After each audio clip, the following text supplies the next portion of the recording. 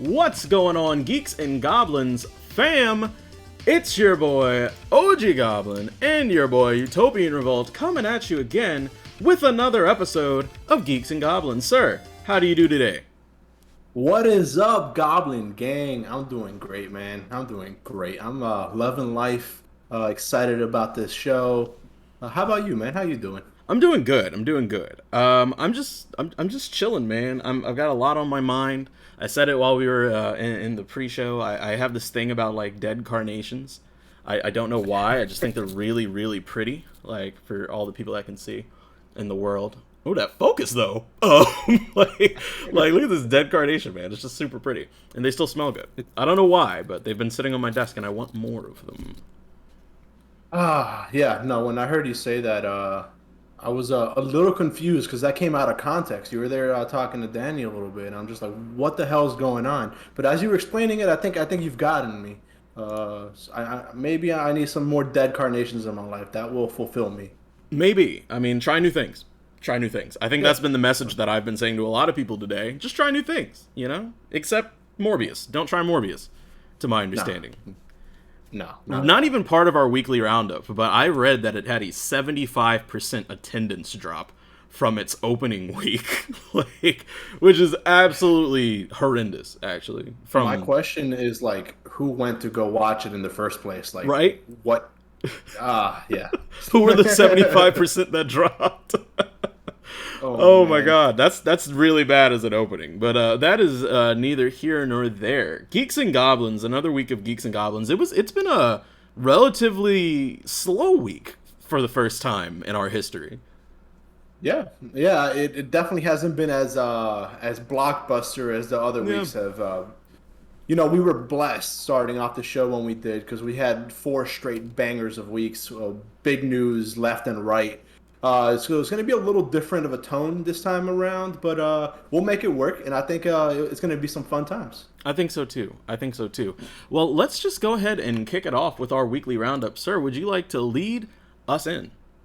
Yes, sir. We have actually talked about this specific topic and company a couple times now on Geeks and Goblins. But Activision Blizzard announces that all US based QA testers will be converted to full time employees. They will have access to full benefits and they will get hourly wages increased to a minimum of 20 an hour, which means they're getting paid more than I am now, which it hurts. But that's really good for them, and that's great that Activision Blizzard has done something like this. Look, one of my favorite phrases known to mankind: secure the bag. Bag. Bro, Let's listen, go. they didn't even have to work hard to secure the bag. They literally just Right. had the job. That's fantastic, though, man. Like, quality assurance is super, super important, especially in the video game realm. Otherwise, you end up with, games like early release Cyberpunk. Like, that's super important, and it's, something that's not really discussed very often when people discuss, video game releases. So to know that those people, especially over there at Activision Blizzard, to know that they are, being shown a little bit more appreciation by one being full time, receiving benefits, as two, and three, minimum $20 per hour. It's making me rethink my current career.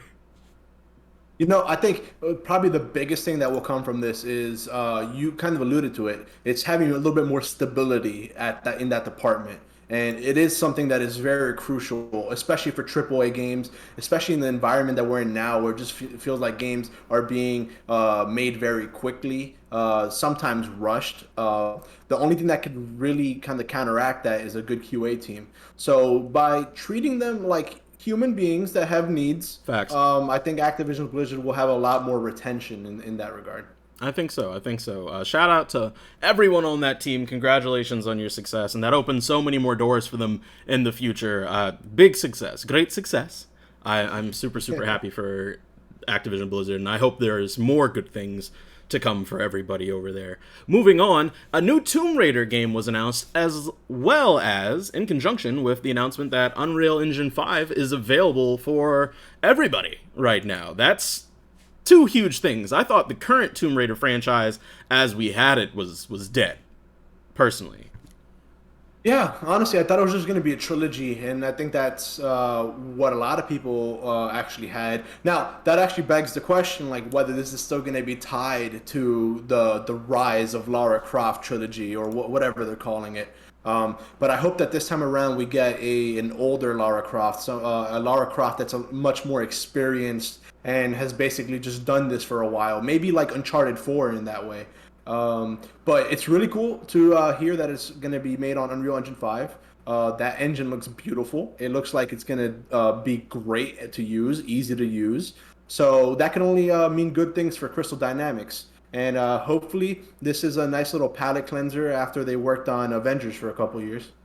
Absolutely. And, it's funny that Tomb Raider is one of the bigger announced games with the release of Unreal Engine 5, considering the Unreal Engine 5 demo is so Tomb Raider-esque. So, I mean, like, honestly, if you go back and look at that demo, you kind of say to yourself, like, what is this game going to look like? I mean, graphics shouldn't be everything, but when you have an engine that looks like Unreal Engine 5, how can you not be kind of blown away and have these expectations? To ride off of that as well, some other developers that are currently working on games in Unreal Engine 5, PlayStation VR 2, we're getting some games from there, Xbox, PlayStation as a whole, Eidos Montreal, Obsidian, Devolver, and of course, we were talking about it last week, The Witcher. The new Witcher saga Right. is being developed on Unreal Engine 5, so a lot of good things to come there. Yeah, honestly, after that little taste that we got with that the Matrix experience or Experience the Matrix, whatever it was called, I'm ready for Unreal Engine 5. And I Forgot think about that. that once the actual first Unreal Engine 5 games come out, that is essentially signifying the true beginning of next gen. Agreed. I couldn't agree more. Big things to come. Epic Games is just like always killing it, man. Like they've had a fantastic decade, really. I mean, Yeah. like it feels like Fortnite, Unreal Engine, Rocket League is one of the most popular freaking esports on the planet. So I mean, like shout out to everybody over there. And it's based in North Carolina, so I mean, all our locals that are looking for a job, go and head over to Cary. You really never know what the future holds. Would you like to lead us into our next topic? Yes, sir. To segue with not knowing what the future holds, neither does Ezra Miller or Warner Brothers, because Ezra That's Miller a was great recently segue. arrested. Thank you, thank you. So Ezra Miller was recently arrested, and it does seem like all of his Warner Brothers projects have been placed on an indefinite hold. Yep. Who knows whether they're going to get canceled or not? But right now they are on a indefinite hold. Man, I'm hurt by this because the Flash movie that we're getting, supposedly Flashpoint, it's apparently shaping up to be really good. The screenings that they've been having after the pushback have been apparently phenomenal. A lot of the leaks, if you follow it, have been really, really interesting as far as a story standpoint. And a lot of people would agree that Ezra Miller as the Flash has been one of the bright spots of the DCEU. So to hear this pushback, man, like, it's really disappointing, and it's just another L. Not too long after their last L for DCE. Yeah, and it might be the first L of this year, the first of many, maybe. I don't know. We'll see. But that is something we'll be discussing a little bit later on this episode. Absolutely. But it is unfortunate. It honestly, like that Flash was shaping up to be essentially a reinvention of the DC cinematic universe, Yeah. and it to have this news come out after everything that you just said, all the screenings and leaks, it's a little disappointing. We'll see how everything shapes up, but as of right now, yeah, it's not looking good. Yeah, and even just a little bit more fuel to the fire, not DC related, but Warner Brothers, as far as L's go, Secrets of Dumbledore is just not being reviewed very well either. So maybe it's time for the strategic team over there at Warner Brothers to maybe start changing some direction. Maybe some new fresh blood over there on that creative team is probably very much needed. Yeah, no, I completely agree with that. Just completely overhaul that entire team. Yeah. Just get a new vision for the cinematic universe. Agreed, agreed. Moving on to our next topic, Remedy and Rockstar Games announced Max Payne 1 and 2 remakes, not remasters, remakes for PC, PS5, and the Xbox Series X. I gotta admit, I'm only familiar with Max Payne 1. Those games were 100% not allowed in my house as a kid, and unfortunately, I just have not had the opportunity to return to the franchise. But I had a blast sneaking to play Max Payne 1 over at my friend's place, so I am greatly looking forward to these remakes and revisiting that franchise. Yeah, I completely agree. I don't really remember much about Max Payne 1 and 2 outside of story, but I do remember when Max Payne 3 came out, and it was one of those tentpole Rockstar games Yeah. back in the day. And I remember how they incorporated multiplayer on that, how there was still bullet time in a PvP environment. It was really cool, and I'm wondering if they would add a multiplayer element to these old games, but probably not. They're probably going to want to be as faithful as possible. But I'm going to be picking this up. Remedy has shown that they're top quality in terms of making shooters with like Control and Alan Wake, for example. Yeah. So I think their expertise lines up very well with what Max Payne is. I agree. I agree. To your point, I hope they do bring multiplayer back. When we get into this remake territory, right? I feel it's so important. If you're attempting to capture the essence of something that you feel moved to remake, I feel like it's really important to capture all of that, And I think we've seen in other games where they get brought back and they don't have the multiplayer element, or continuations of popular franchises and they remove the multiplayer element, and it's just really upsetting for the fans. I'm sure Max Payne fans would be very upset about that. So I'm hoping they stick true to what a remake should be when we get that new game. Ubisoft, remake Assassin's Creed and bring back multiplayer now. Oh my god. I was like, why are you hiding for a second? I was like, yes, I couldn't agree more. Please bring back Assassin's Creed multiplayer. I don't even need a remake of the game. I just give me the multiplayer and I'll be fine. Like, Right. that's all I need, man. And if anybody out there in the world wants to just, make a game that just so happens to play exactly like Assassin's Creed multiplayer, I have no attachment to those multiplayer characters, all right? Just give me the frickin' gameplay. Hey, and better yet, bring the idea to us. We'll help you make it. Geeks and Goblin Studios, baby. There we go. I think every episode we've had a good pitch and shown that we should probably be, leaders of American business. So, I mean, I think, I think we should really get the ball rolling. I'm going to need y'all to start clipping this stuff and sending it out, all right? Like, I need y'all to do the work. We're trying to get everybody the stuff they love. So move it along. Oh, yeah. Aaron, would you like to close out our weekly roundup, sir? Speaking about giving everybody what they love and need, Marvel has paid America Chavez, co-creator, nothing for her appearance in Doctor Strange: Multiverse of Madness. That's like the complete opposite of the way we started this weekly roundup, and it's unfortunate to see situations like this.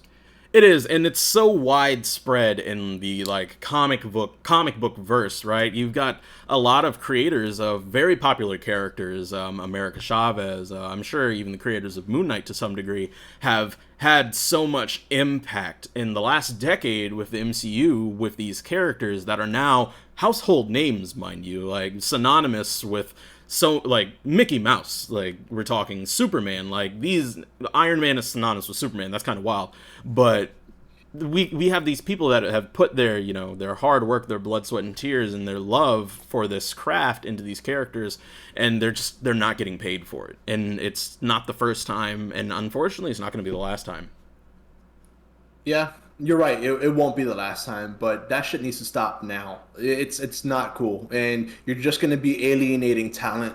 Well, I say that, but in reality, Marvel and Disney, they have such a grip on the industry that they really won't be hurting for talent no matter what happens. So that's why they're able to get away with things. But I don't know. Maybe we can see Hollywood go on strike for stuff like this. It's only going to get worse from here on out with the content wars brewing the way that they are. So Yeah, it needs to stop. It won't stop, but hopefully something happens. Yeah, I would like to think that maybe on the back end somewhere they work out some type of royalty deal where maybe, even a small percentage of what the MCU pulls in, or the DCEU for that matter, for whatever it is, like even a small percentage is something, and it's disheartening as a creator. But I mean, another sad reality of that is Marvel and DC do own these characters. It is something that was given away when they co-created these characters. So I definitely don't want to sit here and say, on the back end they should have had some foresight and figured something out as far as continued royalties. But definitely, I would love to see that these houses, play a little nice and distribute some food so that everybody can eat. Right. Completely agree with that.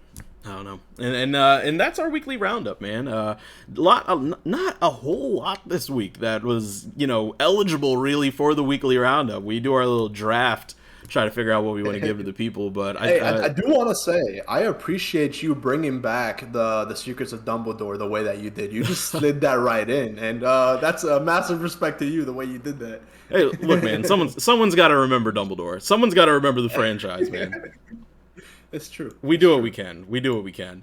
Moving on to one of our main topics for the night, summer games conferences, and the kind of mess that it will be for 2022.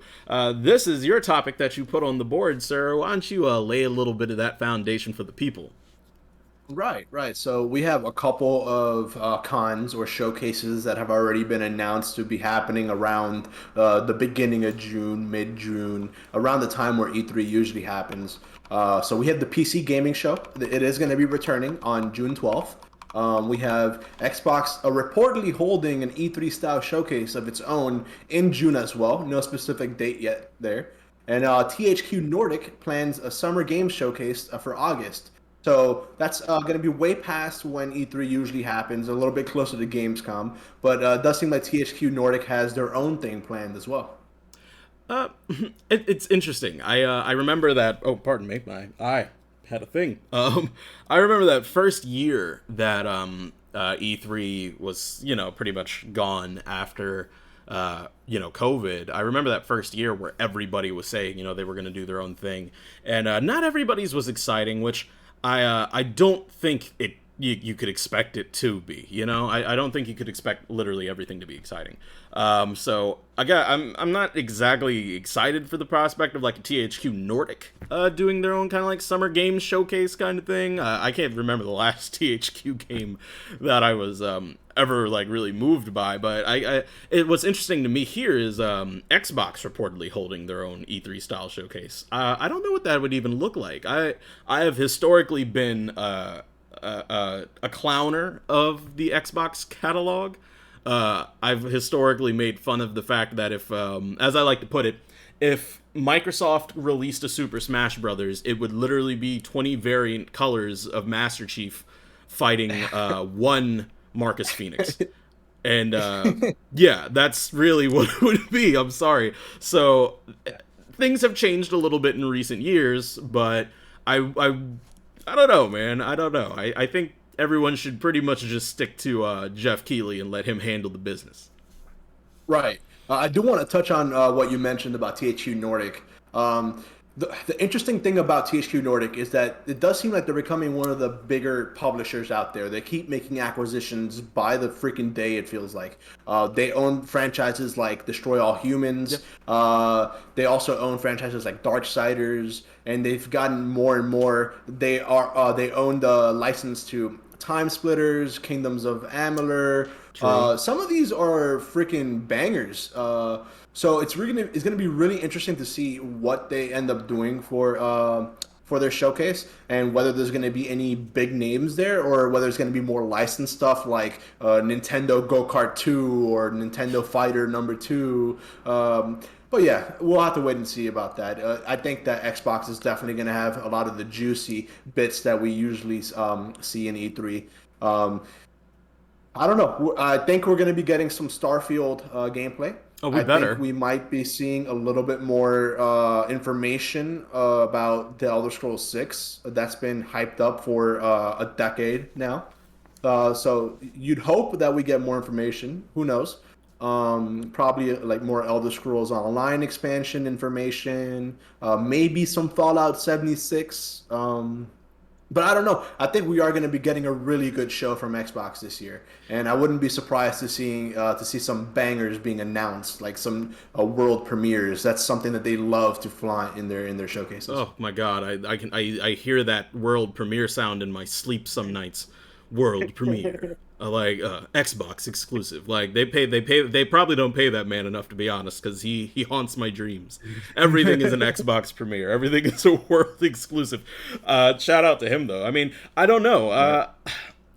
I hope Xbox has stuff to show. They've done so many acquisitions that it's kind of hard not to imagine, like, we maybe not this year, but maybe next year, to imagine we'll have an Xbox showcase where strictly at their stage they will be showing off Halo, maybe Halo, Call of Duty, Fallout.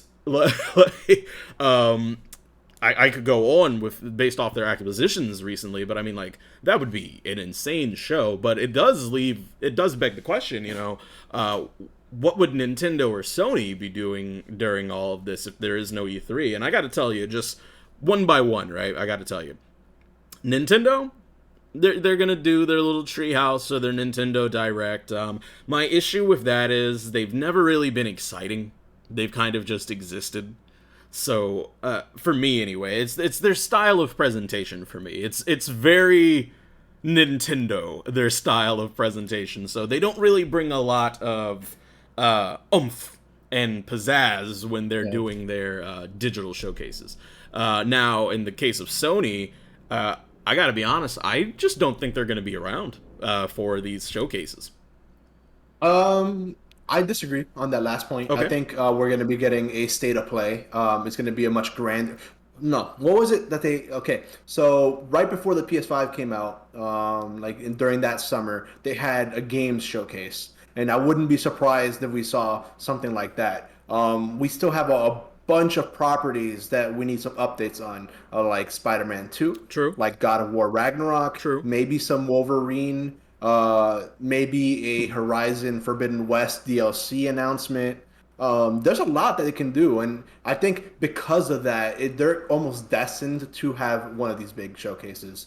Um, as for Nintendo, I think all they really need to do is show off more Breath of the Wild 2 gameplay and show off Metroid Prime. Maybe the remaster or maybe the fourth game. A pipe And dream. that A Right, pipe dream. I agree with that. I agree with that. But if they do those two things, they will be owning the internet for the next couple months. That's valid. I'll give you that. I'll give you that. I just don't know.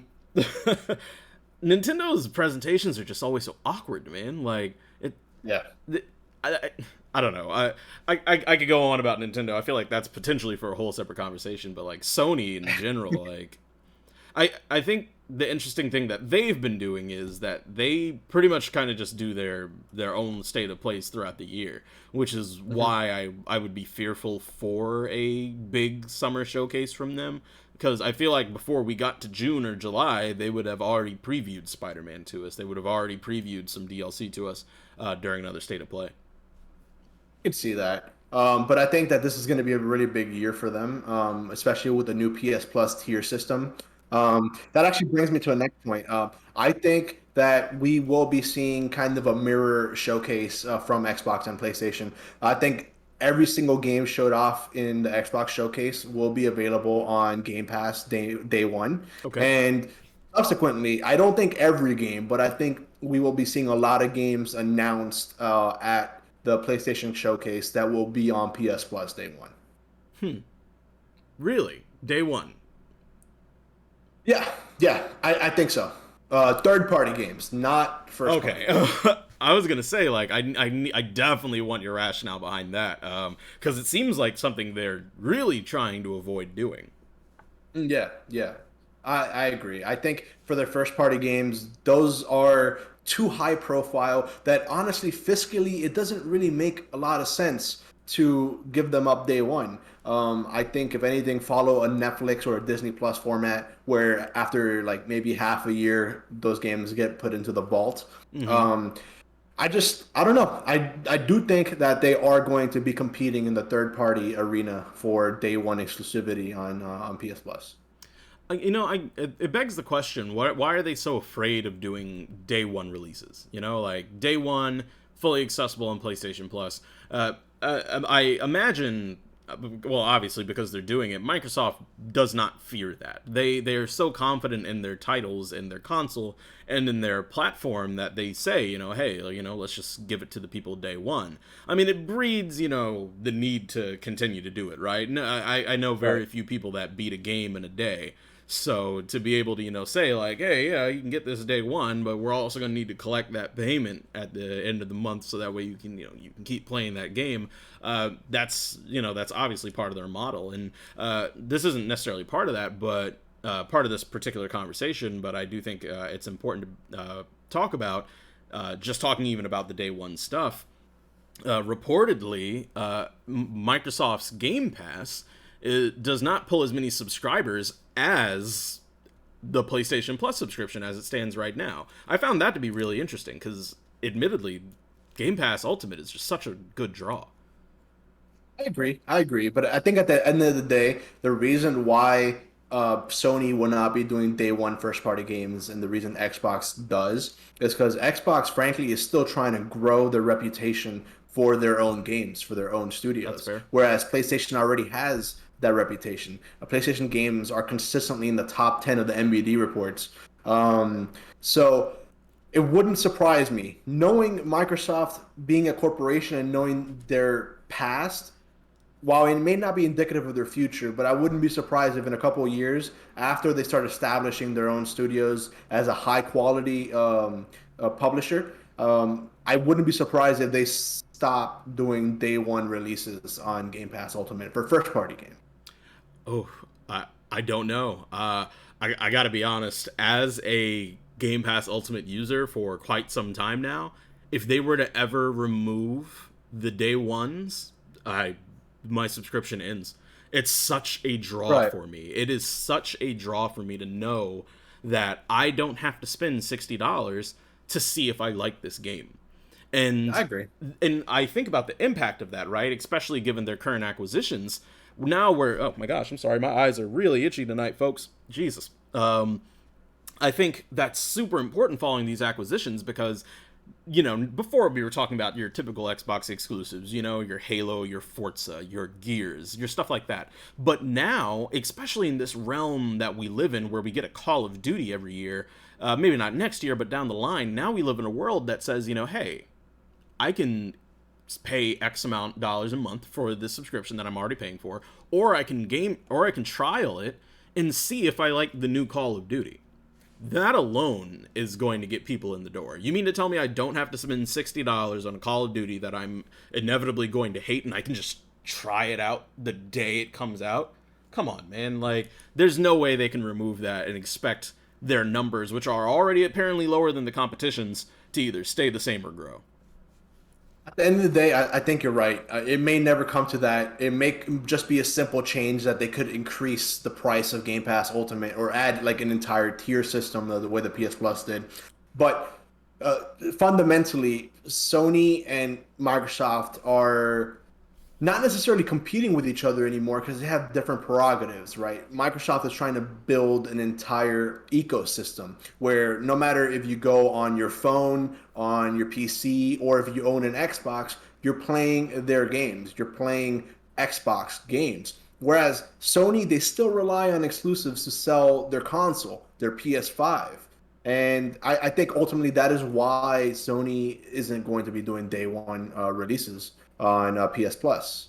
That being said, they could put like they did announce that they're going to have extended game trials. So I wouldn't be surprised if we do see like a free 2 or 3 hour trial of brand new first party games on that first day. That would be a pretty good tactic for the reasons that you just mentioned with Call of Duty as an example. Just getting people to try out these amazing freaking games, then fall in love, and then all of a sudden at the end of the trial it says, We hope you enjoyed this little taste of God of War Ragnarok. With your PS Plus subscription, you get a discount on purchasing the game. Do you want to buy now? I think that'd be very effective. I agree. I agree.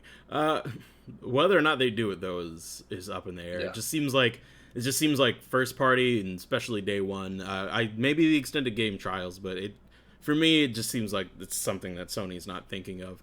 I can also say that I don't really see anything big coming this summer that we don't already know about. It for me, E3 was always that way, right? So the first, I don't want to say the first E3, but you know. E3 always was kind of like big for me in every other year. You know, of course I loved E3, and regardless of whether or not I thought it was going to be a big year or not, I always sat down and, you know, watched E3. But I will say I always found there was always an off year that was kind of in the middle that always made me say like, this one wasn't like my favorite, but then the next year it's like, whoa. Like, how do you open this up with a God of War orchestra? Right. Like, what are you doing, guys? Like, I got to admit, I'm not sure this year's gonna be super, super fantastic. I don't see anything big coming out or being announced right now. This is going to be our first full, I don't want to say COVID-19 free, but I want to say first normal year in a while. And I think we're going to start seeing kind of like throughout these last 2 years, we've had all these different publishers and developers delay their games over and over and over again, mainly due to the pandemic. And now, since things are starting to normalize a little bit, I wouldn't be surprised if we see the fruition of all that this summer. I think I'm actually the complete opposite way. I think we are going to be getting more surprises than we have had in a very long time. To counter that, So I was talking to one of our coworkers about this, actually. I was super excited for all of COVID for music, right? I was super excited, like, oh man, my favorite artists are stuck in the house. They don't have to worry about touring. There's nothing to do, like, but sit back, make some dope music, right? So, you know, we get through COVID, we get through lockdowns, we get through all that, and we get here, and man, every album that I've got, sleeper. Flatbush Zombies, sleeper. Beast Coast, sleeper. All of them, sleepers. Vince Staples just launched a new album. I'm not sure if you know who that is, but Vince Staples just had a new album. Sleeper. All of them bad. I'm getting the same vibe from gaming right now. I'm sorry. I don't think anything that was like super worked on during the pandemic, during this lockdown period, we may get some announcements, but I don't think any of them are going to move me, and that's my devil's advocate for the day. For anyone that's been keeping track of each episode. My devil's advocate of the day. I'm not saying they've been lazy. I just think they might not give me anything I care about. So if Square Enix comes around and shows off not only Final Fantasy 16, but also Final Fantasy 7 Remake Part 2, that doesn't do anything for you? Oh, no, that would move me. That would move me. But we know those things are coming. You know what I mean? Like, I need new blood. I need some new IPs. I feel like the same thing that's been happening with movies for the last couple of years, we've been getting with games the exact same way. Sequels, remakes, and remasters. Oh my god, I could not stand the last, like, 2 or 3 years prior to COVID, really. It seemed like everything we were getting was a remake or a remaster. And of course, it's always good to see something that makes you say, oh shit, like, that was my game. Like, I want to pick that up again. Like, HD quality, 4K textures, like, of course. But man, like, it just seemed like for a while, just like people say about Hollywood, they were running out of ideas. So I'm hopeful again that, you know, they decided, you know, to give me some new games coming up this next 2 years. But I'm just saying, I just don't see it happening. Not to dawdle on this topic for much longer, but to play devil's advocate to your devil's advocate. Please. In the past 2 or 3 years, some of the most hyped, anticipated, wanted games have been new IPs. Agreed. Like Cyberpunk 2077, like Elden Ring. Yep. So I don't know. I think you bring up some interesting points. It seems like we're at a cross here. We're at a little cross here. and we're at an impasse. And I think the only way to really find out is this summer, right here on Geeks and Goblins. Oh, I can't wait to host those shows. Oh, I cannot wait Yeah. to host those shows. Let me get the dates so that I can put them in right now. PTO be damned. I don't even have it. Like, oh, June's gonna be a hell of a month. August is gonna be a hell of a month. Ooh, ooh. I don't know, man. I'm excited about it. I personally don't really. And you know the best thing about it is though. Let's talk about the actual best thing about it. Because I was reading your little note here at the very bottom of this. I'm gonna read it for the crowd. Positives and negatives of summer gaming news being split up into different events. I don't think there are any negatives. It's gaming, man. Like that's my backpedal from the hot take. I don't think there's really any negative news. You know, every type of gamer. I'm peeking at the chat. Like I can't see what everybody is saying in full detail, but I see the names that are in here. I know AJ Darkfire is going to see something he's excited about. I know Azu is going to be excited about something she's going to see about. I know you're going to be excited. Like there's going to be something for everybody. Forgive my focus there. My finger took the focus. But there's going to be something for everybody. There's even going to be something for me, the pessimist of gaming. So, you know, that's my hot take on the whole event. I think regardless, I think this summer is going to give somebody something that they're going to love. The one negative for me, the one and only negative for me, is something that you and I have discussed in the past. There's no feeling. E3 used to be the Super Bowl of video games. True. You know what I'm saying? It's all true. eyes on E3. And with all these different events being spread out and being hosted by their own publishers and developers, it does kind of like spread that focus out a little bit. You don't have the same like Christmas and summer type of feeling. Yeah. But I agree with you. We are going to be seeing a lot of different types of games. And I think that everyone in the Goblin Gang is going to have something to be excited about. I agree. I lied, by the way. I think that if there is going to be a single negative, it'll be if they announce some type of Morbius tie-in game to potentially bring back the video game movie tie-ins. I think that is truly the only negative that we could get from summer gaming news. But that's a perfect segue into the next topic where Morbius does not live. He does not exist in the DC universe, thank God. I'm sorry, I saw something in the chat that I just have to point out. Lego Morbius. I'm here for it. Give me Lego Jared Leto. That's what the family wants. That's what the family wants. Moving on to our next topic, DC films, man. We've talked actually, as much as I love Marvel in their own right, we have honestly almost talked more about DC films on this stream these last couple of weeks. More than we've talked about Marvel, and the unfortunate thing about that is it's not in a good way. It's not in a good way at all, man. DC, what started the year off really good, especially leaving 2021. We got some we got that little film reel where we finally got some footage of Aquaman, the Lost Kingdom, I think it's called, which is still not going to be for me for personal reasons. If you know, you know. We got finally some footage from Black Adam, led by The Rock, which looks absolutely astounding. We got more footage of The Flash, and of course, you know, in between then and now, we got the release of The Batman, which was phenomenal, and will probably set a whole new standard for superhero films going forward as art pieces. But right after the release of The Batman, man, they just started taking L's left and right. Their entire film slate pushed back. Whatever is going on with Ezra Miller, it's unfortunate, and it really does beg the question, where is the DC film franchise, the DCEU going? And I really don't know. Honestly, man, it feels like the entirety of that that production company, it seems like they've had no real vision in the last couple of years. It just feels like they've been focus grouped almost to death.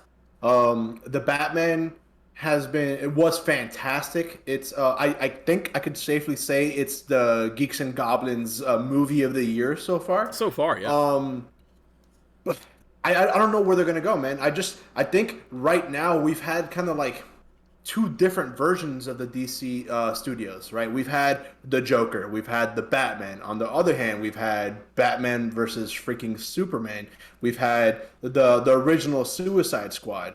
It feels like there seems like such a dramatic difference between each movie in terms of quality and in terms of marketing, in terms of just overall production.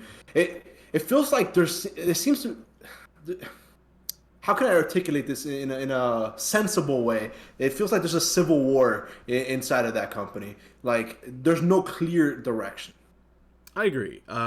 I think it's important when you discuss it to kind of go back to the beginning, all the way back to Adam West. All the way really to Man of Steel being our first real DC EU film. And you've got to really ask the question, what did they do wrong that the MCU did right? And the MCU had a lot going for it. I think, that being our next topic of conversation, we can flesh that out a little bit more as well. But I think they didn't want to follow the formula, which is fair. You want to stand out. If you follow the formula, you're just, the MCU with different characters. But I think the biggest part of that formula that they missed was taking their time. They wanted to bring together the Justice League so fast. And I get it, Avengers is right around the corner. You want to have a blockbuster film that's going to sit right next to Avengers. When people go to the theater, they're going to walk out of Avengers and go into Justice League. Same situation for anything else they released. I get it. I understand. And just actually to give a little bit more context, Batman versus Superman really came out around that Civil War time. So that was really more of the reference there. But they didn't take their time. They decided to rush everything. And I think for what they had, I think they had a good idea in getting Zack Snyder to be kind of the brainchild of the DCEU, as Kevin Feige is the brainchild of the MCU. I think that was going in the right direction, but studio interference is crazy, man. Like, if you follow any movie that is super delayed, or as a matter of fact, a perfect example, the Fantastic Four movie that came out, the last Fantastic Four movie, bleeds studio interference. And I really think that's one of the other big issues that the DC film franchise has run into. WB just wanting to take the reins. It's funny that you mentioned that aspect of it, because at the end of the day, Marvel is owned by Disney, and Disney knows how to make great movies that impact no matter what age you are, whatever group you identify with. Whereas Warner Brothers, they've been kind of being shuffled all over the place. Yep. They're owned by AT&T now, but news came out a couple of days ago that HBO Max, Warner Brothers, DC, all this is going to be transitioned into the Discovery umbrella. So now Discovery is basically merging with Warner Media. Wow. And there's so many moving pieces on the top side of the business side of things that I think that does kind of like add to the rush feelings of the movie, and kind of like the disconnect between the quality of one movie compared to the movie that follows it. And at the end of the day, also the writing. It just feels like the DC movies, for the most part, not all of them, of course, but the writing has been very bland. It's been very serious. It's been strictly focused on being a comic book movie instead of a human movie, if that makes sense, to tug at our heartstrings and that type of stuff. I agree. It's so funny you bring that up, man. Something that it's just so hard to actually even like talk about the two without, it's so hard to talk about one without talking about the other, especially when you're leading with DC. The biggest thing the MCU had going for them, and mind you, this was before Disney was even a major factor, in my opinion. They'd made their own studio. They said, look, damn it, we are going to make our movies. We are going to make our own movies. Like, everybody else be damned. We know the vision we have. We've had so many stinkers in the past with Fox and their Fantastic Four franchise and the later Spider-Man films, and even to some extent the X-Men films. None of them have been an untarnished franchise, even all the way to Blade. Marvel said, you know what? We're gonna do our own damn thing, and that has been their biggest blessing. They understand their characters. They don't have to worry about a board of directors saying like, "Oh, maybe we should have Tony Stark floss while he's talking to Pepper Potts." They don't have to worry about any of that. Oh, maybe. Well, yeah, I was actually gonna say maybe we don't need to have Thor playing Fortnite, but I literally forgot they had Thor playing Fortnite for a minute. But they don't have to suffer from that. Where DC has Warner Brothers sitting over their shoulder, like having these conversations, saying like, this is what needs to be done, like you guys need to do this is where we're going to appeal to, don't tell these stories XYZ, yada yada yada. It's something that they're always going to suffer from, except in their animated division apparently, because DC animated films are just astounding. Absolutely astounding. That's probably like their one saving grace in terms of films, right? Yeah, it's their only saving grace, short of like their art house films, which sitting here having this conversation, it actually sparked something in my mind. Maybe DC movies do just work better as art pieces. Their most successful pieces have been the Batman and the Joker. Like, maybe that's saying something. Right, I agree. And yeah, honestly, like those have been the best two DC movies within the last, what, 2 decades? Maybe even more than that. Yeah. It's kind of crazy to think about. And maybe they should just be in charge of creating their own cinematic universe. Fuck whatever the DCEU was. I mean, that shit was dead from the very beginning anyways. Might as well, move on from that. Agreed. I especially if what's the one? The Dark Knight franchise. Honestly, the Dark Knight franchise serves as an art piece as well. The way Christopher Nolan is as a director and as a filmmaker, I think there's stuff to be said there. Let me ask you a question. How familiar are you with just like your core Justice League members, your core team there? I would say like I'm borderline like casual, maybe teetering on novice. Okay. But more or less, the Trinity. You got Wonder Woman, you've got Batman, you've got Superman, and then depending on your iteration, you have your Cyborg, your Flash, your Martian Manhunter, your Aquaman, right? Think, just while I'm speaking, give yourself like 30 seconds in your head while I'm speaking. Just think about it.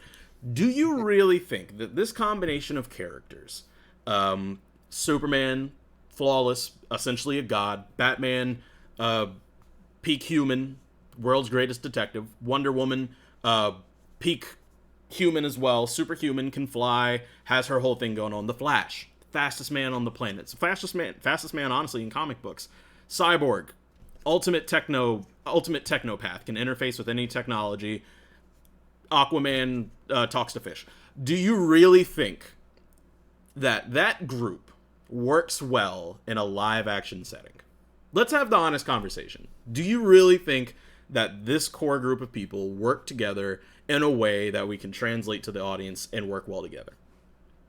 Yeah, I think so. I think it could work well in a way that it'd be very entertaining to watch, given the right writers and given the right story. I mean, the way you laid that out, you can kind of make the same case with Marvel, right? This one Daredevil rich kid, this one very do-gooder, super soldier, this freaking god from Norse mythology, you know what I'm saying? Superheroes are fucking weird, and that's just the truth of it. They're gonna be very different from one superhero to another, and I think given the right writer, they would be able to make the Justice League work. And I will say, Justice League, that Zack Snyder Justice League movie, it did have a lot of good bits inside of it. Was it a good movie? I don't think so, but I think it did have good bits. And one of my favorite bits was the chemistry between all the different heroes. It wasn't perfect throughout the entire movie, of course, but given the right writer, like I said, it can be done. Okay. I I'm going to disagree. Not for the sake of disagreeing, like I always do, but I'm going to disagree.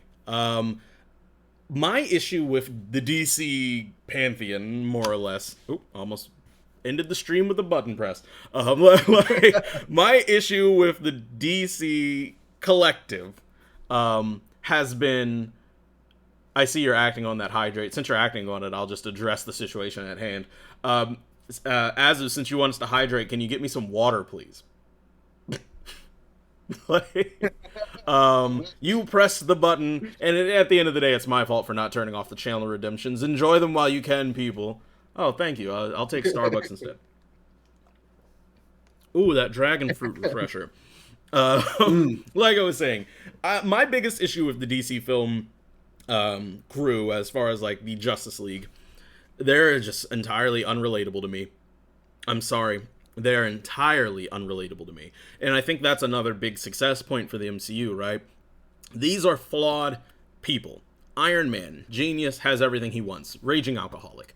Thor has had humility problems. You know, he did not know how to humble himself. And then, you know, you can go down from there. I think, honestly, for Thor being the god that he is in the comics, in the movies, he's actually an alien.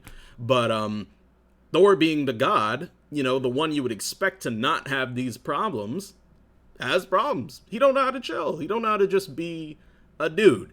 Right. Now we flip over to DC. I think really the only character, especially in the DCEU, that they've, you know, hinted at having like regular dude problems is freaking Cyborg. Because he don't want to be a cyborg.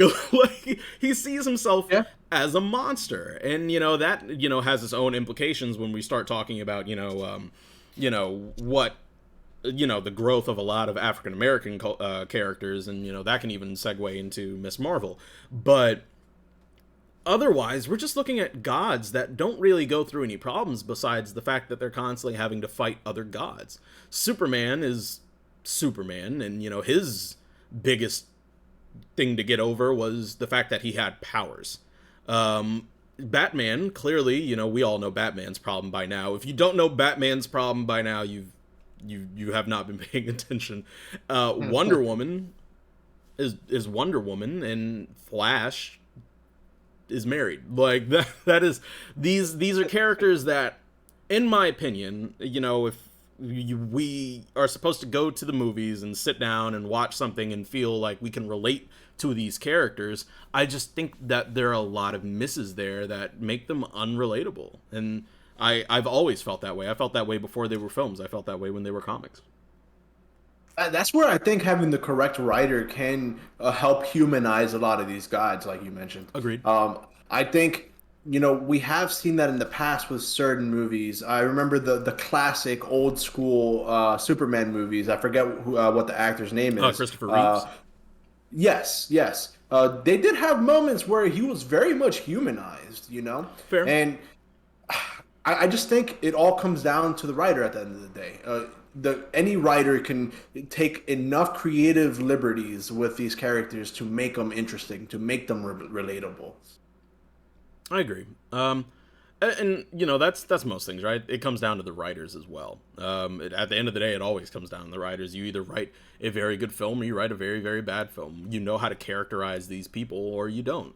And I think for me, that's been one of the major things that's been missing from the DCU. Like, just making these characters feel like they're relatable and making their struggle something that you can actually understand. I tell people all the time, the Dark Knight franchise, and yes, I am saying this out loud so that the world can judge me and hate me. I do not like the Dark Knight franchise. I do not like the Christopher Nolan Batman franchise, but I'm going to use it as an example to still explain how I feel about the DCEU. Christopher Nolan has no understanding of who Bruce Wayne is and what Gotham was. Or what Gotham is. And I stick by that. There's so many things done wrong with the character. There are so many things done wrong with the characterization of the world that he inhabits. And I think a lot of that transitioned over into the DCEU and let the people over at WB say, run wild, do whatever you want. And it ended up giving us the second film Batman that ran around and essentially killed people. That's not his character. That's not who he is. Superman would have never broken Zod's neck. Literally, Superman's whole shtick is he will find a way. Hope is his shtick. Where Batman's shtick is my parents are dead and I have problems, Superman's shtick is I live to give hope to people. And I will do everything, and not do what he did in Man of Steel. Even some characteristics of Wonder Woman and Flash were off. I just think there's an inherent misunderstanding of the characters, man. Like, I understand the idea that you're supposed to give some flaws, but I feel like it's a little too far off.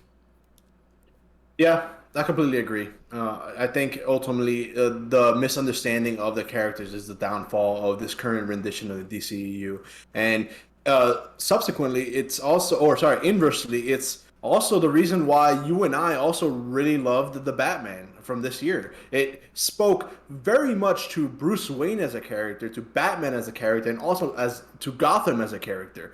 It did everything justice. And pardon the pun. But you don't see that same level of detail and care and love being given to any other character. Like, when's the last time we've had a good Superman movie? I'm sorry to the people who like Man of Steel, but I thought it wasn't good. I thought it was boring, and it's just, I don't know, man.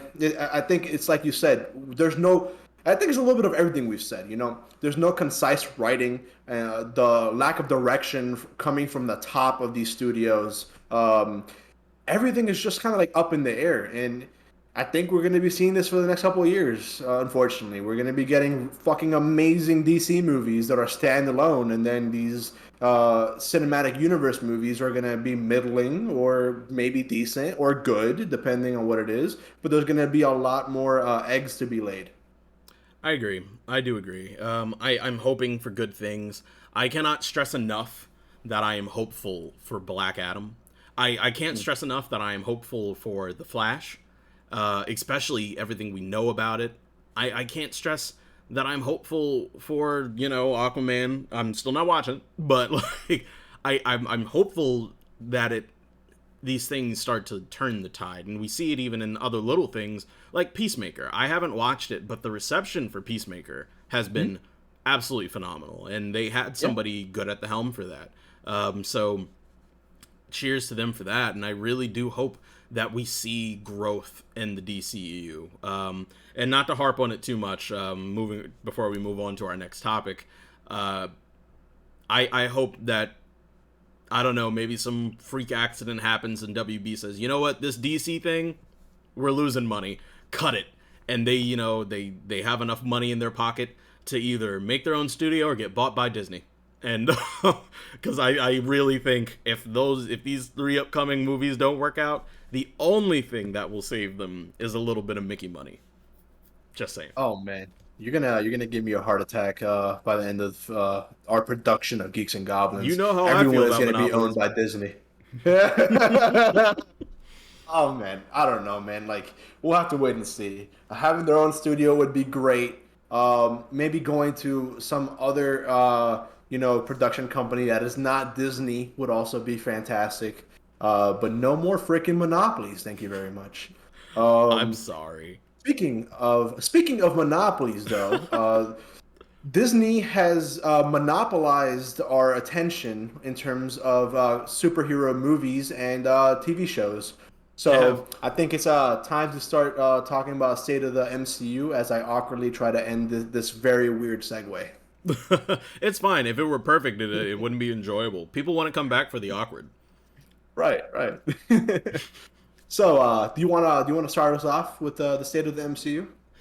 What is the state of the MCU, really? I guess is the question. We're in a weird turning point, I guess you could say, right? We're off the back of No Way Home. Honestly, let's run it back a little bit.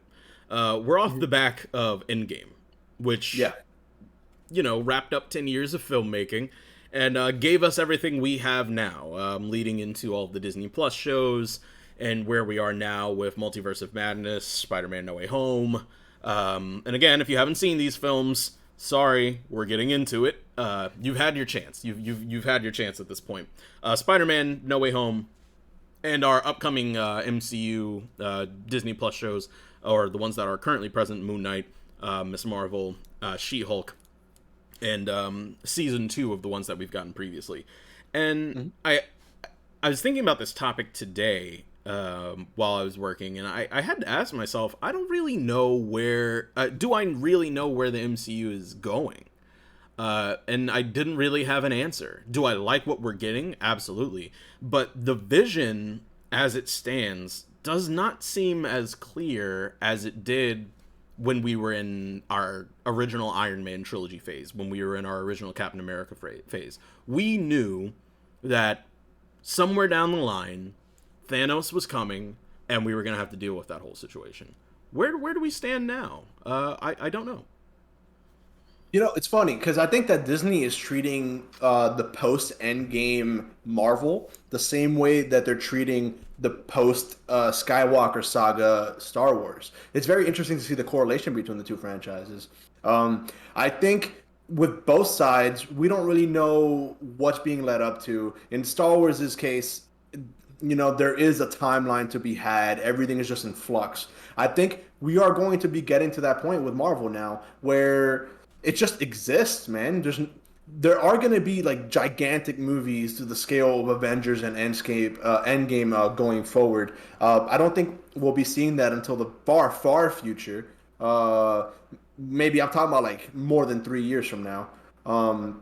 I think right now we're kind of like resetting in a way. We're going back to the Iron Man trilogy. We're introducing these new situations, these new characters, and we're trying to build a world around those characters that makes sense for the characters and for also the audience.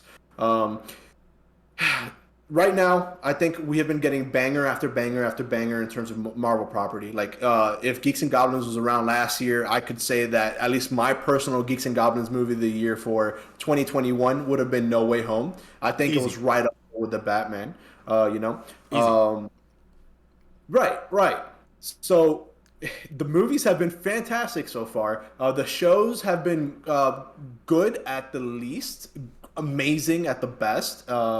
I think we're going to get a little bit more into that going forward. I don't know, man. I think you're right. It's kind of hard to see what the vision is right now, but knowing them, they are not Warner Brothers. They do have a plan for this, and it's going to be interesting to see it kind of like unravel. And, you know, before we get into it, I don't want the perception to be that I believe, oh, they need to have a Thanos. Oh, who's the next big bad? Da da da da da. Like, I think I want to see some more big bads. I want to see your Doctor Dooms, your Kang the Conquerors, your Annihilus, if you're familiar with the characters. I want to see that. But I don't think it's a requirement. I don't think at the end of the day, this even needs to be going anywhere. I think we're suffering from... I think we're suffering from a lot of production delay and a lot of stuff with COVID. For those who don't know, we've gotten a lot of these things out of sequence. Doctor Strange 2, Multiverse of Madness, was supposed to happen before Spider-Man No Way Home. The character of America Chavez, and this has just really been confirmed today, honestly, this portion that I'm about to say here, America Chavez was kind of supposed to take the Ned role in No Way Home. So that should give you, if you were aware of any reshoots, that should give you a little bit more insight, and that was insightful to me. She was supposed to take kind of a like Sorcerer's Apprentice kind of role, and she would be the one that brings in Andrew Garfield and Tobey Maguire's Spider-Man into that universe. Come to find out, we've gotten some released concept art as well as testimony about that. So it is important to keep in mind with the slate that we have now that it's all out of sequence. Even WandaVision, the very last sequence of WandaVision, was theorized and is looking to be true. We won't know until the movie comes out that the final scene was supposed to feature Doctor Strange flying into that field that she's at, because if you compare that scene with the trailers that we received from Multiverse of Madness, they are in the same space. They're in the same field. So there's a lot of interesting things there to say that we're not seeing things the way that we were supposed to. Yeah, I think that kind of makes it a little bit more confusing for the audience side of things. You know, it makes it harder to see where they're leading. I don't know. That's kind of interesting. I had no idea that America Chavez was supposed to be in No Way Home. That's actually very interesting, Yeah. and has a lot of different implications. How familiar are you with the character going forward? Not much, to be honest. Not at all. Really, Okay, to so be just to give you completely some honest. clarity on that revelation, I guess you could say, she can open portals to different multiverses. So, Oh um, crap! yes, so you actually see her do it in the Multiverse of Madness trailer, where it's the first trailer where she's kind of like strung up, and there's that demon-looking creature that's yelling at her. Um, she has a star portal behind her, so when she travels to different verses, she opens these star portals. So that's kind of her whole deal. But yeah, that's an important thing to talk about when you say like, oh, this movie was actually supposed to happen before this movie. Like, what really is the impact of that? Right. I don't know. I think it just makes everything a little bit more muddy in terms of like trying to track the red line, trying to see where they're going. I think we're going to be getting a little bit more clarification as the new shows come out. I think even the Moon Knight, the first two episodes, have kind of like given us a sense of what the tone overall for the MCU is going to be. Yep. Even though there hasn't really been much in terms of a connection to the grander MCU, there's been a little bit of a couple hints there, and it's going to be interesting because they have a lot of new characters that they have to introduce. They still have to introduce the Fantastic Four, Doctor Doom, X-Men. They have a lot to play with though, and I, it's interesting because I think it can be setting up something that might be even bigger than the first 10 years of the MCU. Ooh, theory time. What do you think that bigger is, or do you just hope that that it is bigger than the Infinity Saga?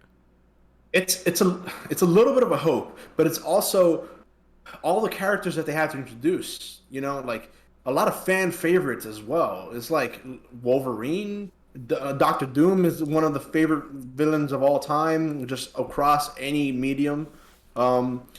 It feels like they have so much more to work with this time around than they did for the first 10 years of the MCU. It feels like there's so many different threads that they can pull on, that it's going to feel like almost more surprising than it was. Even though we had a lot of surprises in the first 10 years, it seems like this new Marvel that we have, especially with incorporating Fantastic Four and X-Men and all these different characters. I don't know. There's so much more that they can do. At least that's just the feeling that I get. No, I agree with you 100%. I think we're seeing a Marvel that realizes they can do whatever they want now. Like they are a proven success. That first 10 years, you kind of gotta tread lightly, right? You gotta see what works. Right. You have to create a formula. You have to do 2 or 3 films and say, okay, this is what the people like. This is what was received well. This is what we're going to keep doing. And I think that's why we got a lot of that. Some people would call it the Marvel formula. Some people definitely feel like, and it is true, as the MCU fan, I will 100% agree, Marvel movies are kind of the same way. You've got your Marvel humor, you've got your Marvel action, there's a formula there. Whether or not that's a bad thing, I don't think that's really up to me to say. I'm loving what I'm getting, and clearly everybody else is too.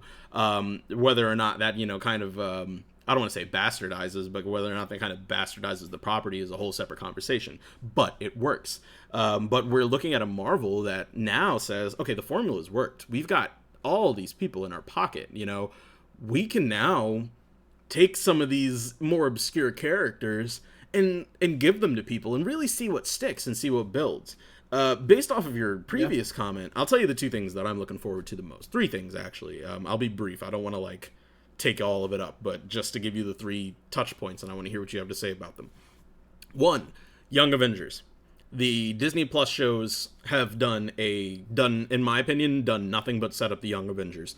Every single one that we've gotten, for the most part, has introduced us to every single member of the existing Young Avengers in the comics.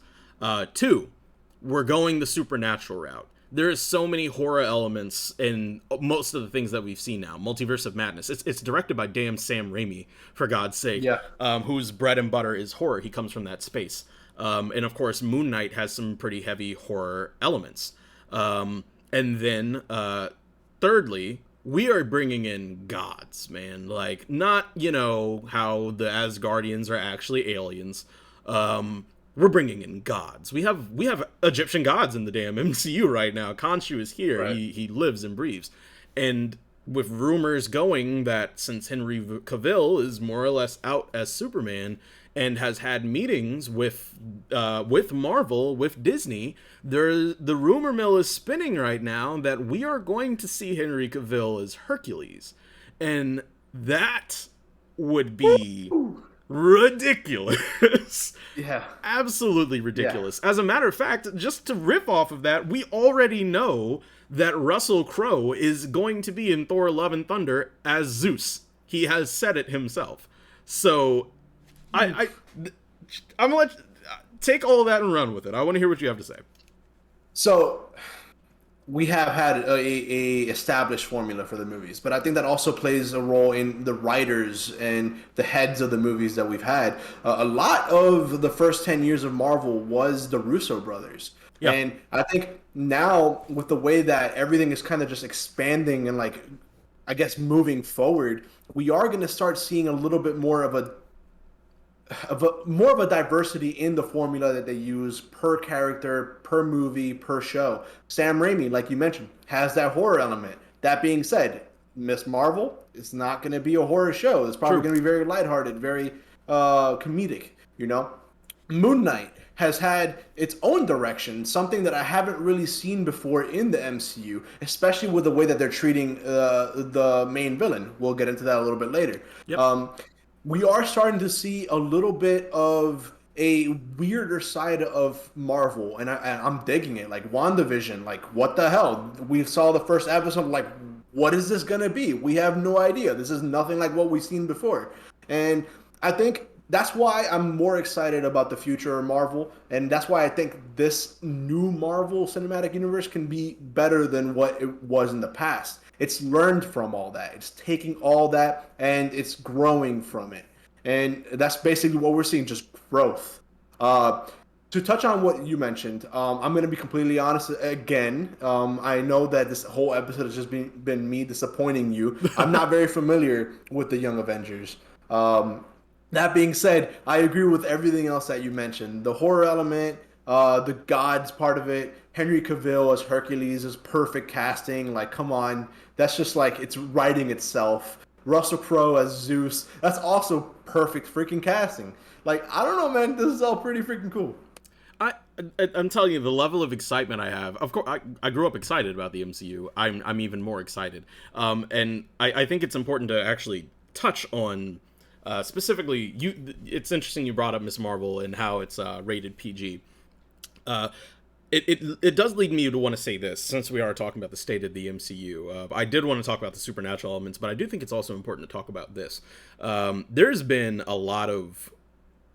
I feel like there's been a lot of... I don't want to call it gatekeeping, but there's been a lot of unnecessary things surrounding the MCU, and I think one of the things we should talk about is I feel like we forget these properties are for children. I feel like we forget that. We grew up with it, so I mean, of course we hold it close. We want to love it. We want things the way we imagine it. And I feel like people forget that these things were made for children, like especially during its height, during it's a big height, these comic books, there was a whole push to make sure that they stayed for children, like the Joker wasn't the Joker. We had a lot of characters that weren't nearly as violent, and I don't want to say that it was more slapstick, but it was definitely, it was a lot nicer, but those things changed. And with that, the stories also got more serious. So I feel like if we're talking about the state of the MCU, we do have to talk about its reception. And I've noticed a lot online that there is a lot of distaste for the fact that Miss Marvel is going to be PG. Not PG-13 or TV-14, I guess you could say, in that realm. But so what? She's not. Yeah. She's not a character for adults. Like, if we can talk about Batman and all that other stuff every day of the week, but we're talking about Miss Marvel here. Like, she's literally in high school. She's not even a senior or a junior. She's like a sophomore in high school. That is okay. That type of representation is okay. And something else that I feel like people forget, and I understand that the majority of MCU fans also don't really come from a place in the comics in regards to, say, even Moon Knight's DID and Miss Marvel, her heritage, and Captain America being black now.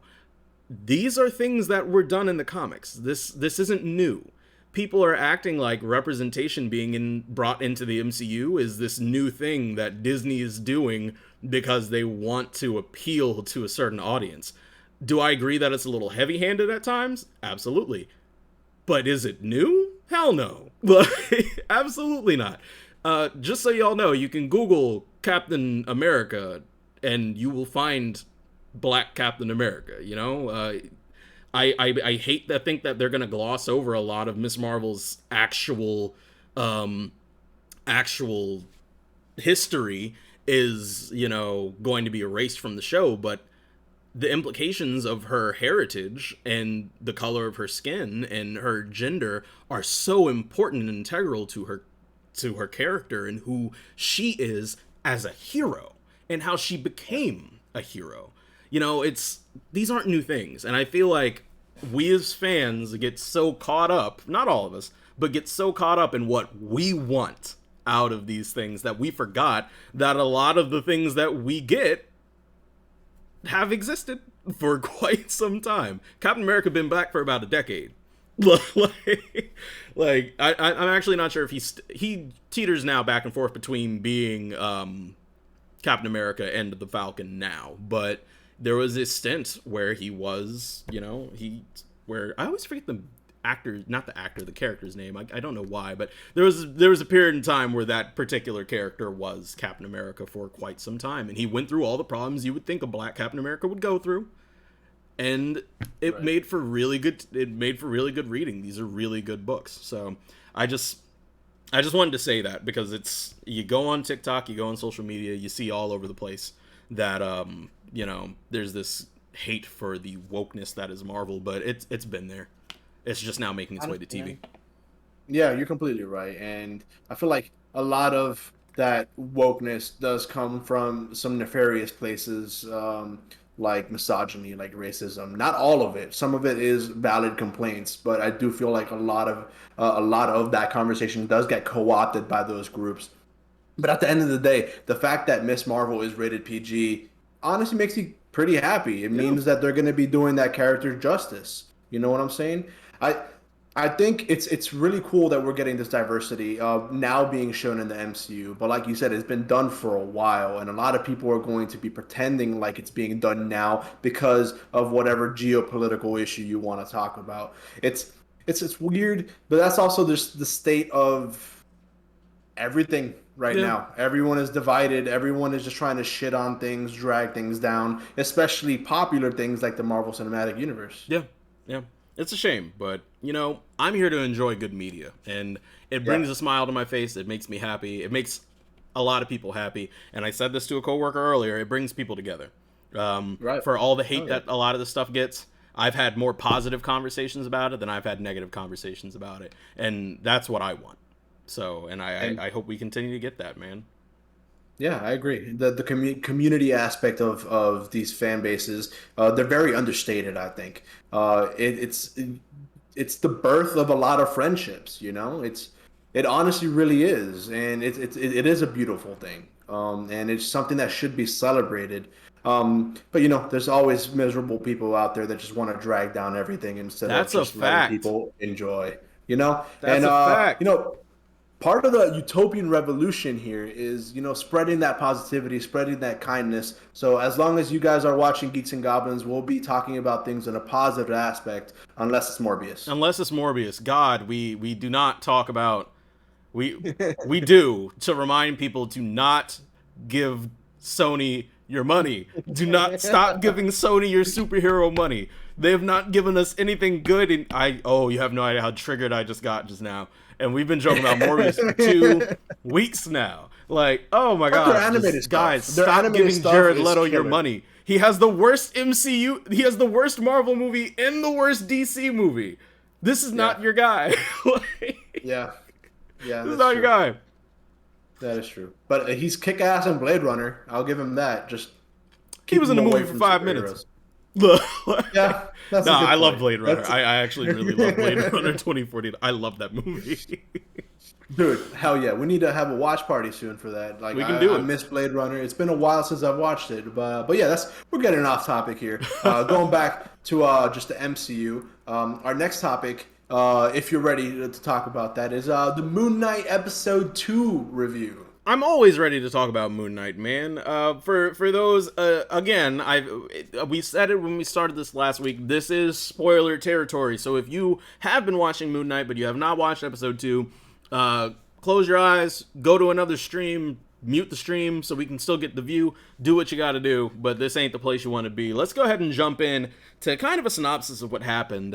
We picked up from Episode 1 with Mark waking up in his bed, Steven waking up in his bed, not really remembering what happened last night, but, still picking up on the whole fever dream of it all. So, he heads back to work, sees that the bathroom has been all beat up, and then he gets fired because they look at the security footage and realize it's him. And for the rest of the episode, we kind of see him kind of start to spiral out a little bit. Mm-hmm. Yeah, he's essentially just he's having basically a crisis, not knowing not knowing if the things from the first episode actually happened or if it's all going in his head. And considering he's struggling with DID, it sounds and it feels like something that could just drive somebody to the brink of madness, if not all the way there. And throughout the first portion of this episode, we start kind of seeing a little bit of that. We start seeing Steven, like you said, just question everything. Not knowing who he is, what he's doing, not knowing if all this is actually happening. And it's cool because it did seem like they did kind of like give him a bone throughout the episode. As in, like, he started becoming a little bit more confident that he's not going crazy, that this is actually happening, something that is real. And it's only kind of exacerbated by the end, essentially, the main villain, I forget his name. Harrow, Ethan Hawke. Ethan Hawke, Mr. Ethan Hawke. Still an enigma, by the way. We don't know what direction they're going to be taking that character. But near the end of the episode, we essentially see an entire standoff between...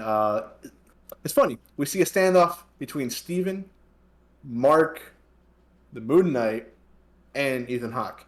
And honestly, it was a really cool episode, man. It was.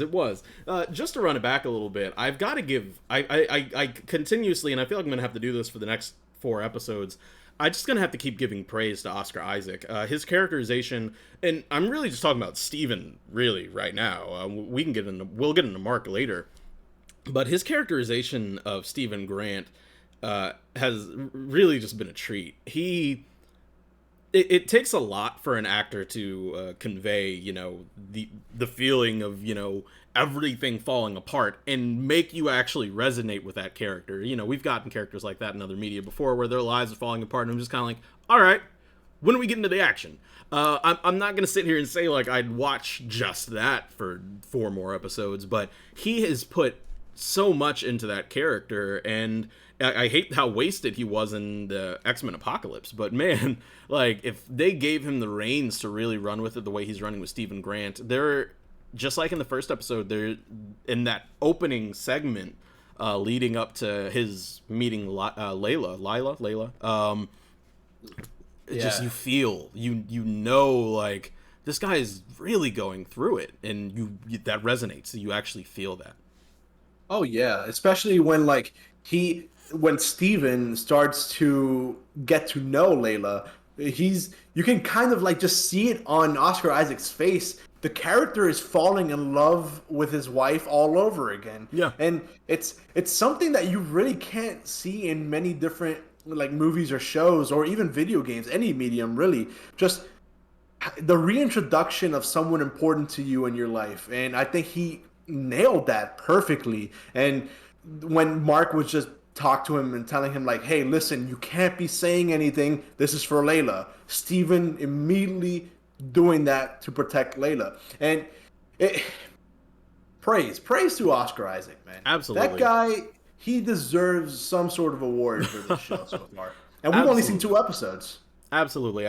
Now, also, we are officially introduced to the character Layla, his wife, well, Mark's wife, it's still his wife.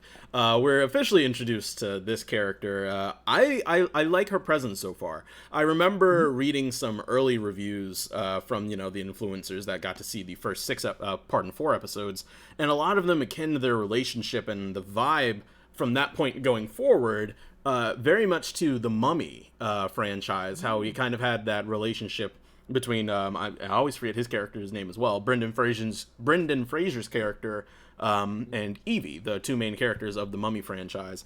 And I can definitely pick up on that vibe there. And what's more interesting to me is that kind of switch. Again, later on in that episode, after they're introduced and they have their little spat, and he gets taken to Harrow's lair, so to speak. The interesting switch in dynamic there, especially if we're talking about the relation to the Mummy franchise, is how she kind of takes that, all right, we're getting our way out of the situation. We're going to rush out of here, and like we're going to fight and we're going to kick and we're going to do what we got to do to get out of here. And he's just kind of like the bumbling around like, I don't know what to do. Like, I love seeing that switch. I love seeing that switch, and I think she's a really interesting character. I think she's portrayed well, and I want to see what's going to happen with her going forward. Yeah. Firstly, I want to say shout out to those Mummy movies. Completely underrated. So underrated. Amazing movies. And I don't even say that in a nostalgic type of way.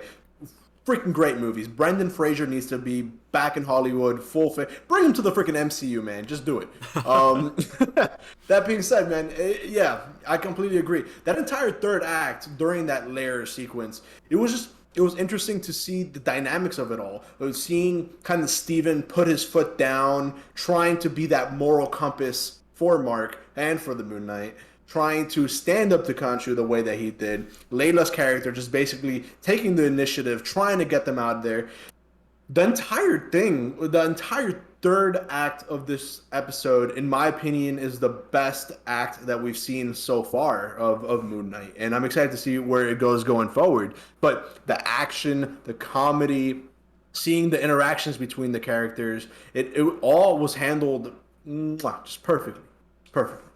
I agree. And before we get fully into the 3rd act, let's touch on that kind of middle area. Let's talk about the 2nd act a little bit. Sure. Because this episode is the first time we actually really get to know Mark Spector.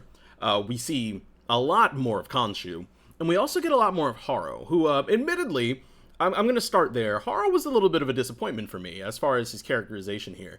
I do think he's interesting because I want to see what his further motivations are, but this isn't the first time we've seen your cult leader villain, you know? The general perception by his cult followers, the good guy. He's actually trying to do good for the world. He's trying to bring justice and peace, and like, oh, we have this little cute thing where I encourage everybody to learn 3 languages, and I'm going to talk to the girl in Mandarin, and oh, try my lentil soup.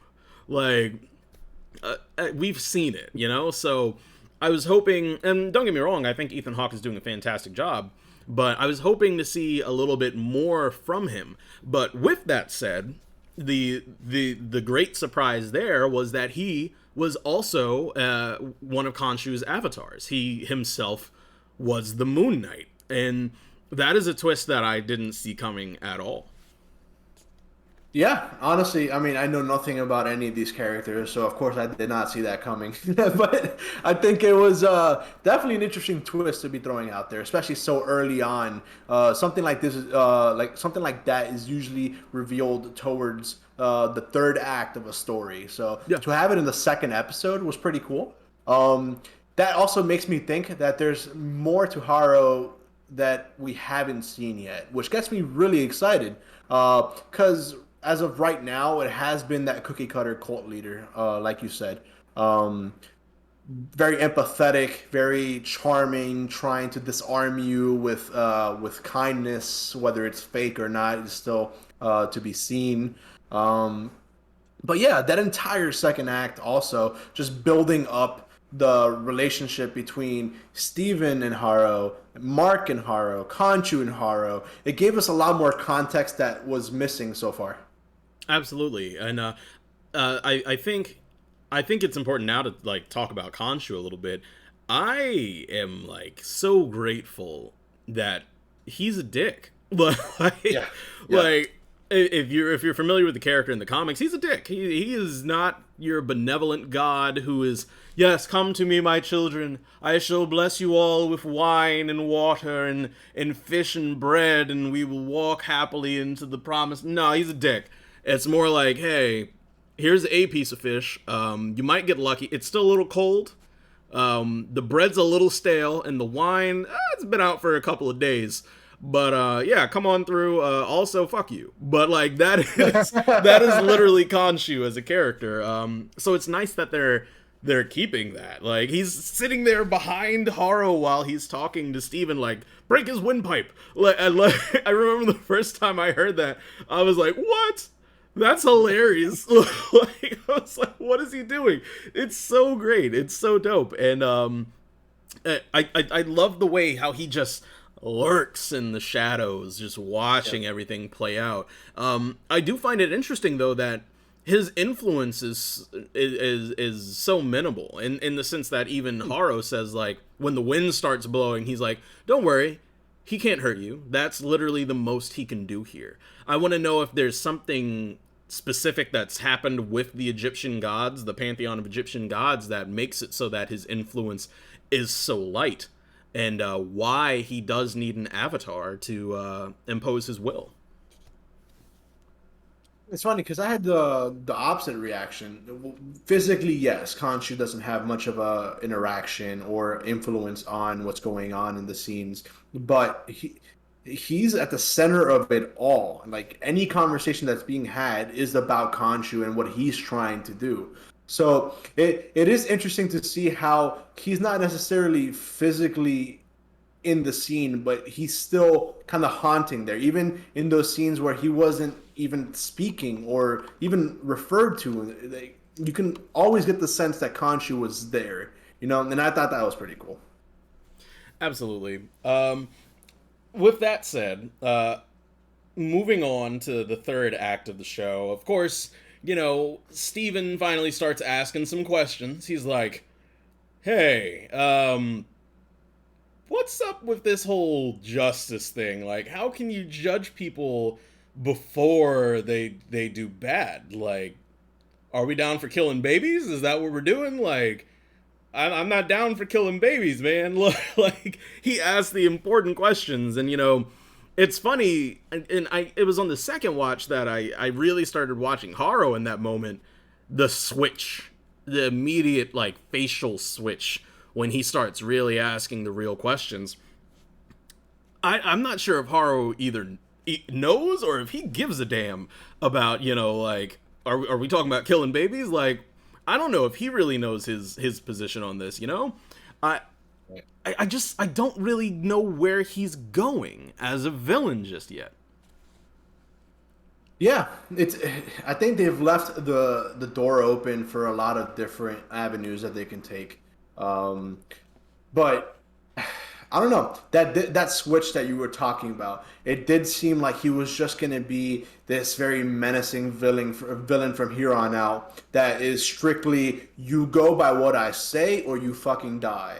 Yep. And I think that's kind of what they're setting up. And it was interesting to see Steven kind of like become more courageous than we've seen him being, at least so far.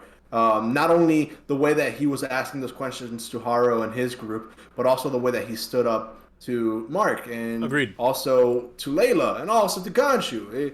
It was character development that I did not expect to see so early on.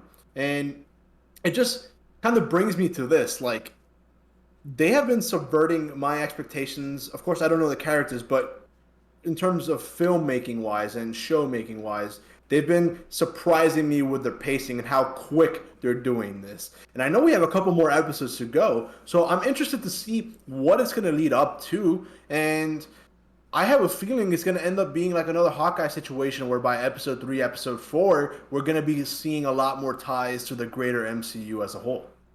I hope so. Without getting too far into it, we can save that towards the very end of the segment. I really do think this is leading towards the gods. But following into the third act, as we get closer towards the end of the episode, we do see Haro release a little bit more of his power than we've seen before. We know he has the ability to pass judgment on to people, and from that either give them freedom or give them death. But for the first time, we see him fully release one of the jackals with what he calls a sliver of Amit's power. And this leads us into our appearance of Mr. Knight, who a lot of fans are upset about. A lot of fans are upset about. I really don't know the context around Mr. Knight, but what little we did see in the show, I thought that was fantastic. I think it provided a great comedic relief for that moment of the episode, and I think it did it felt very natural. I don't know. I don't know what there is to be mad about, but of course, you would know more about that than I would. So, with that said, before I get into it, and I'll be brief, love what they did in the show. I'm not one of those people. And I'm hoping there's more Mr. Knight. But ideally, as I said before, Mark, Steven, Moon Knight, Mr. Knight, another character who may or may not be introduced, they are all separate identities.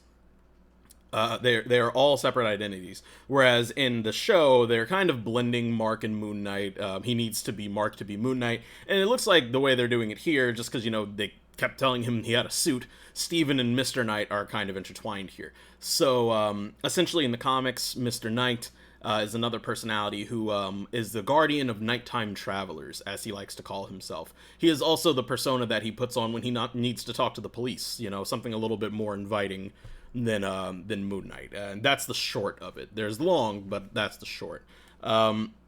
I liked what we got here. I thought it was entertaining. I thought it was okay. Put the suit on. What suit? Put the suit on. Fine, I need a suit. And then boom, best superhero landing I think we've gotten in a MCU show of all time. Yeah. Just the flop over like a fish. Your description of Mr. Knight, especially when you were talking about him being a little bit more lighthearted, especially to speak with the police. It just, in my head, it kind of just clicked that Ryan Reynolds' Deadpool is now part of the MCU, and I realized how much I need a Oscar Isaac Mr. Knight meeting Ryan Reynolds Deadpool. That would be absolutely astounding. That's the pinnacle of the MCU if it happens, at least for me. No, that would be absolutely astounding. I'm all the way here for it. Moving things along as we're getting closer to our time here a little bit. As Mr. Knight kind of tries to get his steps in. You stepped into the wrong ends, mate. One of my favorite lines from that whole episode. That whole sequence was amazing. But he finally gets to a point where he realizes, if he does not let Mark take control, people can and will get hurt in this situation. And we finally see him giving Mark Spector the reins, and Mr. Knight transitioning into Moon Knight. And I got to admit, personally, I wanted more from that sequence. But I did love what we got, but for me with Moon Knight, I get a darker sense of what I want from a character. And admittedly, with the character that is specifically Moon Knight, I haven't gotten that yet. It still all feels a little too light. I want them to dig their claws deep into the darkness that this character really is. And I think they're going the right direction, but now I want them to step it up. I think you're completely right. I think so far anything that we've seen in the show that has been dark has been attributed to Mark Spector, not to Moon Knight. And I think going forward, we do need to see a little bit more of that intimidating side of Moon Knight, aside from like the ending shot of episode 1, where he kind of just turns around. He looks like a fucking badass. I don't know. We'll have to see. I think they have kind of shown that they're not really hesitant to make it dark when it has to be dark. So that gives me hope that they're going to show that off in full glory at the right moment. Maybe they're holding off for an even bigger encounter or an even more emotional moment or anything like that, just to drive that darkness home, you know? Hopefully. I... Yeah, like hopefully. I think you actually hit the nail on the head there. You pretty much said what I was going to say. But that leads us towards the end of the episode. After their fight with the Jackal, we transition. Moon Knight transitions back directly into Mark. He is taken over as the dominant persona right now, embodying the body that is them both. And he has no interest in letting Steven back in right now. He has a mission. He has a contract with Khonshu that says, you've got to do these last few things for me. Otherwise, I'm going to take over Layla as my next avatar, and there's nothing you can do about it. Which is also a switch from the comics. Him just willy-nilly choosing new avatars. That's a little bit different. But we now understand what he's been moonlighting doing these jobs for Khonshu, or imposing his judgment onto the world. And he's also been trying to keep primarily Layla safe from having to live this life. And I think we see another powerful moment where he and Steven go back and forth over let me have my body back. Like, this is not what I signed up for. Like, give me back what I want. And we see Mark lose it and basically say, no, like, not until I'm done. Yeah, I think that was the second most powerful scene of the show so far, behind only the scene of where Steven was in the steakhouse, the restaurant. And it's man, poor guy. I mean, even Mark Spector is having mental health issues. Like, holy crap! Like, that guy needs some help, like, all around. It was interesting to see that his relationship with Khonshu isn't necessarily what I had expected to from the first episode. I thought that Mark was essentially like agreeing with everything that Khonshu was doing, but it seems like it's a lot more complicated than just that. And adding the whole Layla as an avatar business to it, it sets up a really interesting back half of this show, of this first season. And so far, man, I think I can definitively say, considering this is a review, no, I'm going to have to wait at least for a couple more episodes. But I want to say, the way it's shaping up right now, Moon Knight might be the best Disney Plus show to have come out. And I say this as a huge Star Wars fan, as a huge Mandalorian fan, Bad Batch fan, a little bit of a Book of Boba Fett fan. Sorry, I meant Mandalorian season 2.5. Yeah, I don't know, man. I think Moon Knight looks freaking great so far. The first 2 episodes have been bangers. This episode, I don't know if we did this for the first episode, but this episode I would give a good 4 out of 5 geeks. We did do this for the first episode. You gave it 4.5 geeks. Okay. Out of 5 geeks. This particular episode, I'm also going to give 4 goblins out of 5 goblins. It hit a couple of notes for me. It took a couple of things away. But altogether, I still think this is shaping up to be a really, really good show. I'm super excited for the next 4 episodes. I just don't know where they go. This episode left off with, I'm not sure, is a flashback or a little bit of a time skip to him in Egypt. I don't know whether we're looking at a flashback or not, but that looks like where we're going to pick up on the next episode.